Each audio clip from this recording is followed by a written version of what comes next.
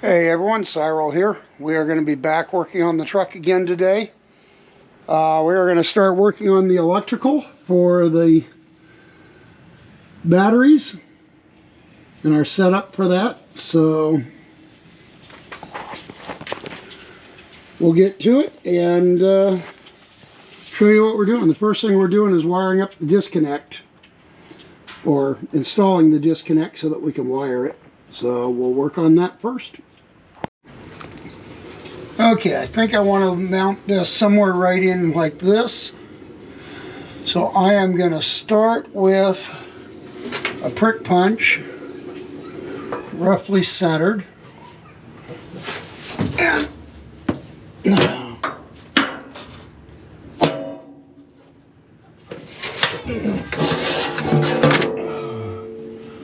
alright, where'd that go? Alright, that should be it right there.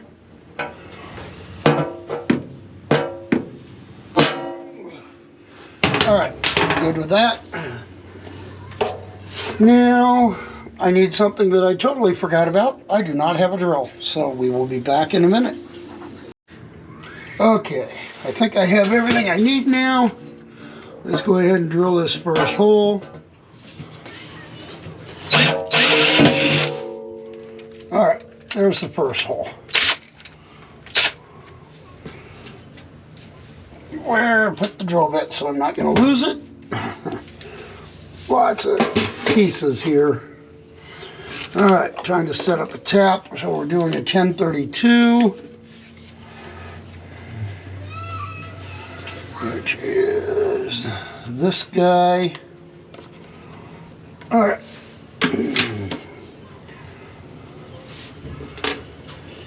Drill bit. Drill.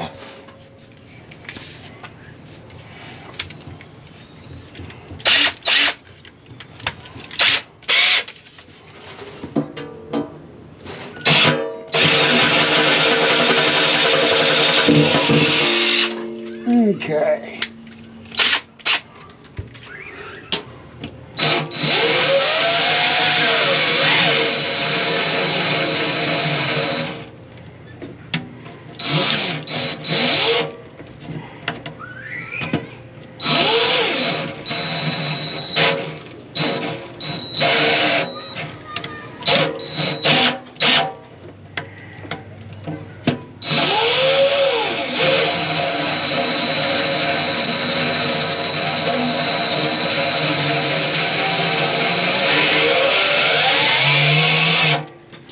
I always get nervous trying to do this with a drill.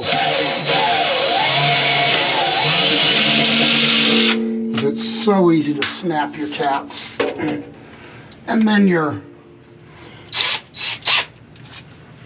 tapless. I guess that's the best way to say it. Without getting weird.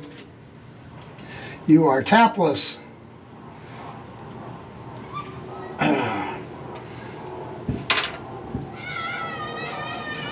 Okay, that is there. Somewhere here, I brought screws. Excuse me while I reach past you for a screw. And a screwdriver, which is on the other side.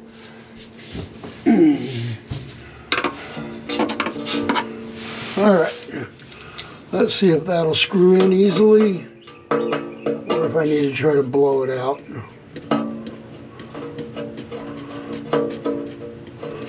Okay, that seems to work pretty clean. Let's see if we can hang this so that we can mark the other holes.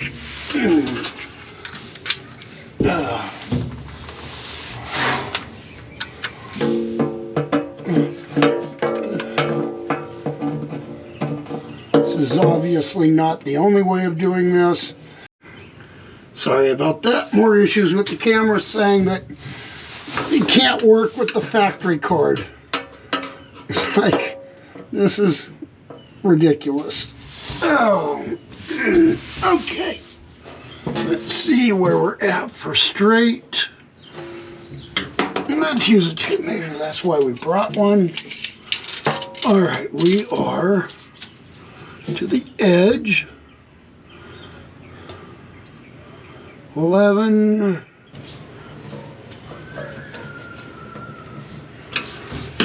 Alright. Now, untwist my arms and get this guy to where I can look straight in. That hole looks good. That one's high. But there's one mark there that actually looks pretty good. That one doesn't look bad at all. I could probably drill that one right there.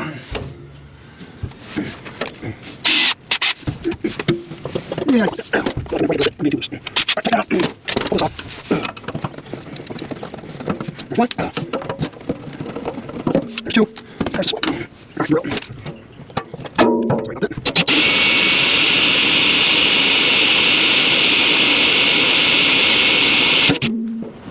Okay. Let's try to get that. Wind up. Right.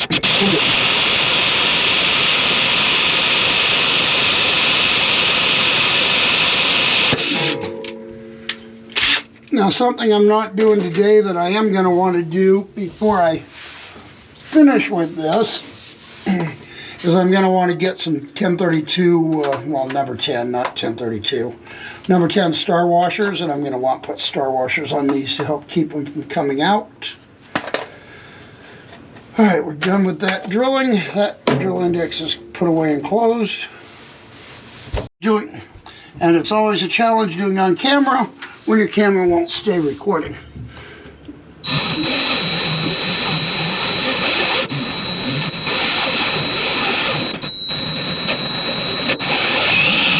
Okay. All 4 holes drilled and tapped. Done with the drill. Let's put that somewhere out of the way. Clean our tap, put it away. Done with all those. All right. Let's see what we got for these holes, if they're clean, or if I got to try to blow them out.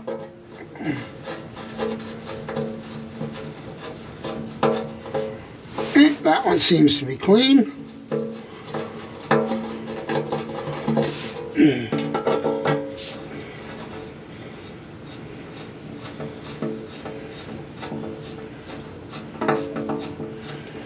And that one seems to be clean. Okay, cool.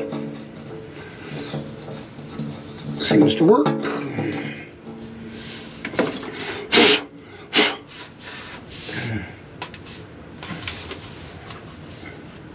All right, I know it's there. Come on.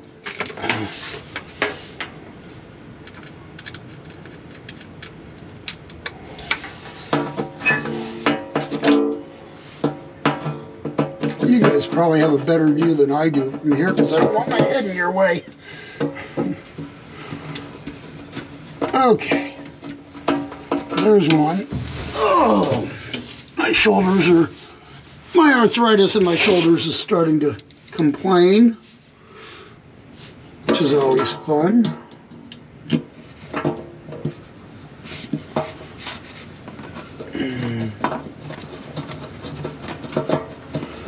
Okay, there's 2.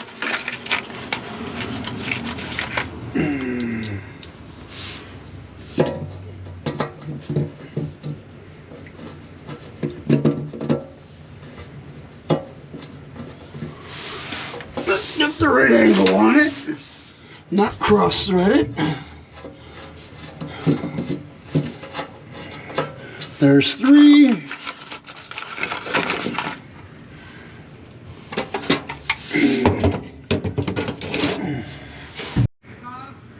Okay, one more time with the camera.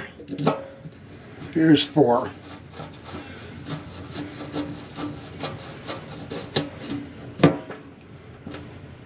All right, this is mounted.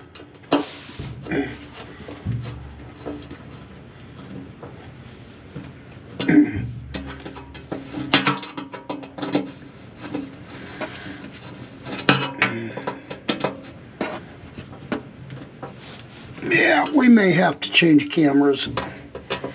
I have 2 GoPros, and I think we're going to be going to a non-GoPro type camera somewhere down the road. I'm having too many issues with the GoPros. All right, that has that completed. Moving stuff out of the way. Clean up.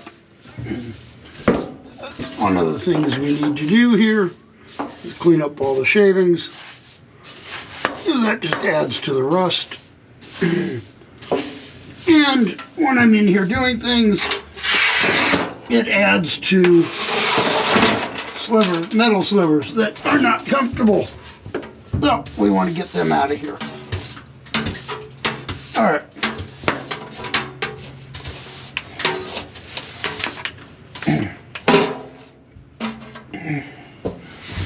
Now that those are in, I can put these on.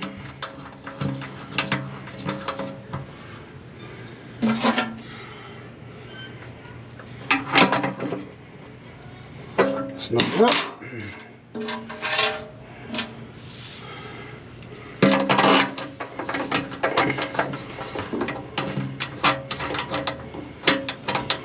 Put this one on.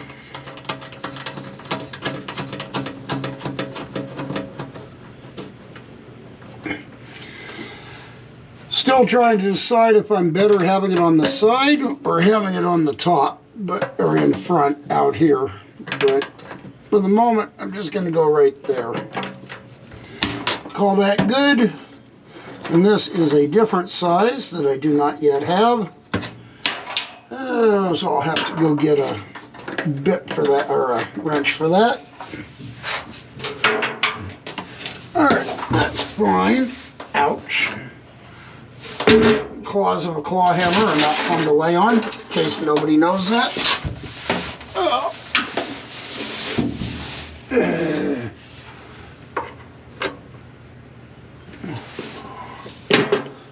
Okay, this needs to go somehow in here. There is a direction that this needs to go to click in. I just took it out. I know it goes in. Okay, there we go. All right, that's in.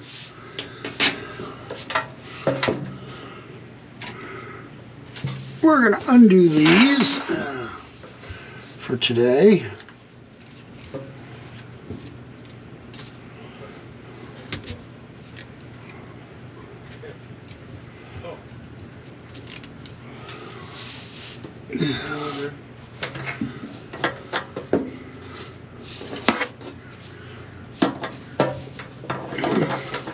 This is going to sit somewhere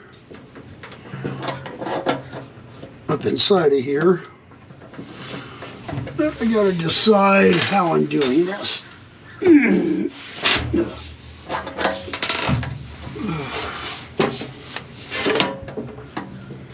Excuse me, sir. Yes, sir.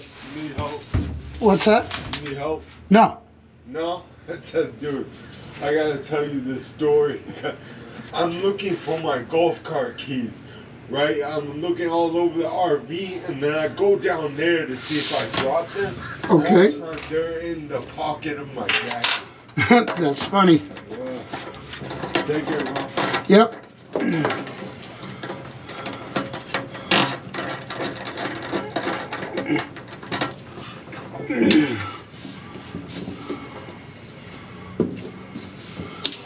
Okay, let's get all these pieces loose. Let's try this again to get the correct wrap on this. Okay, goes that way, but I still need a fuse. Sir, how much did this rig cost you? Well, I'm building it myself, so. Yeah?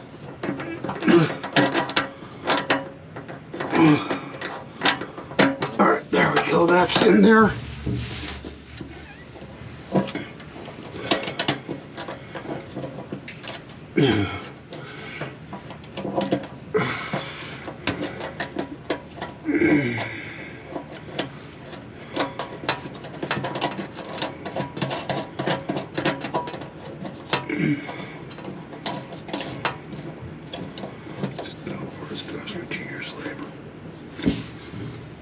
Okay, there is that. So that is wrapped. I can tie wrap that and make it go in. I got to go get the proper wrench for that. We'll tighten it up. And then the positive cable is done. And then we have to figure out what we're doing for the power for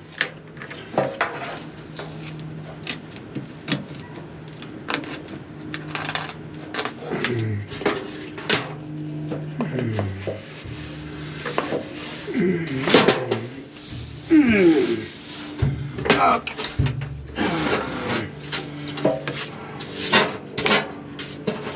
Sorry, I'm trying to work. All right, I will have to clean that up. Do something with that. That is the power for the lights down the sides of the truck. So that's got to be routed and done. And I have a negative cable here that I still have to decide what I'm doing. Okay, that one's on and clipped. It's got to come down this way. Alright, it goes over the top. Do some routing. Then I think we're going to have a bus up in here somewhere. Okay, I'm now working on the buses. This will actually be the negative bus that I'm working on, but another way to do this, from what I did earlier, is to find the drill bit that just fits the hole that you need. You get your first two in, then you put this in and you run it to make a dimple in the center.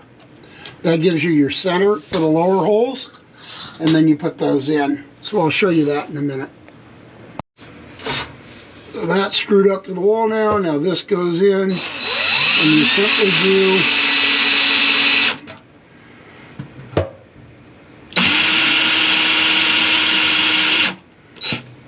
that. The bit comes out. You're not looking to try to drill a hole. All right, and then when you take this down, oh, and this is not fun working in cramped quarters like this.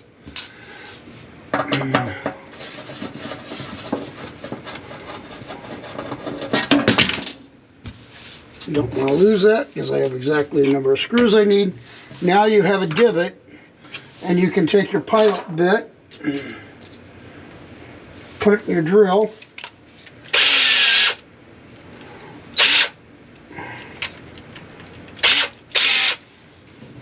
and that will pilot right in the center of that.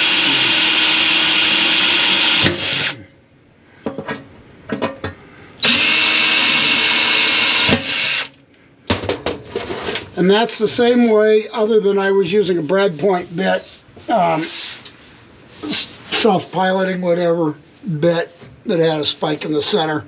That's exactly how I did all 96 holes for that L-track up on the deck, to make sure every one of those holes was exactly where I needed it to be. I took my 1/4 inch bit, I laid it in the hole and got me a point and worked my way right down the line, making all my points. Took the L-track off, and then drilled a pilot for every one of those, and then drilled them and tapped them, and then put the screws in, and everything fit perfect. So let me get this mounted and we'll work on the next one. That one's mounted up. I like that. We're going to put this one right in beside it. So we are going to start like this.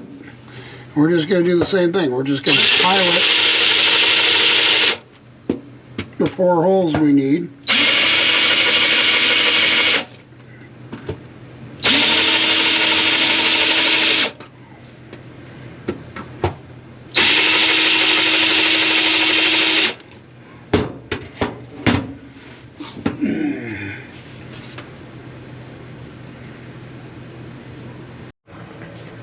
Okay, we have everything mounted up so you can see it here, and the battery is on. We have lights, saying that it's good somewhere. I think there they are. So for today, I think that'll be good. We're going to put a tie wrap on these at some point to tie them together, just to help hold them in place. And I still got to wire up the plug for the relay and decide how I am controlling that. Initial thoughts were to take it to the cab. I don't know if I'm going to do that or if I'm going to bring it to somewhere inside the bins. I don't know. We'll figure that out. But those are my options, and right now I don't know if the switch is on or off because I don't have a meter with me to check it. So we will check that at some point, but for now we are good. Okay. We'll get back to you in a bit when we have more to show.